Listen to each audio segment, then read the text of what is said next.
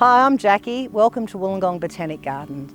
I'm here to talk to you today about some plants that will be suitable for your Verge Garden project, all with the theme of bush foods, medicine and useful plants. Here we have a display of some native grasses which would be suitable for your Verge Garden project. Here we have Carex brunnea, Carex oppressor and poa. We also have Dianella Caerulea, which would be another great tufted grass which you could use for your Verge Garden project. Here we have Goodenia, another great plant for your Verge Garden project. It's the local salt bush, which is also edible. In the background we have Amalanthus, which is your bleeding heart, which isn't suitable for your Verge Garden project. But if you follow me, I'll show you one that is. Here we have our dwarf bleeding heart, Amalanthus stylingifolius. This is similar to the bleeding heart that we saw earlier, the taller tree variety. This one would be fantastic for your Verge Garden project.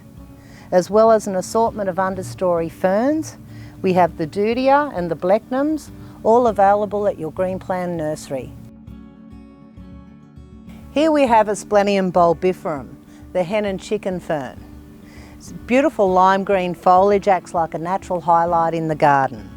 It also produces these little bulbils or tiny little babies.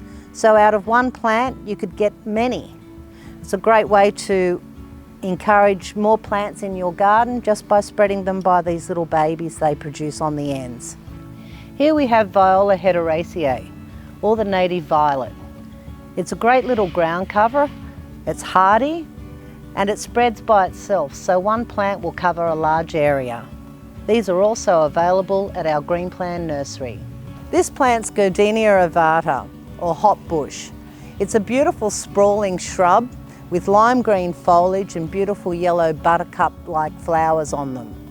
It's another fantastic plant for your Verge Garden project. From all of us here at Wollongong Botanic Gardens, I'll leave you to a bit of gardening on the Verge.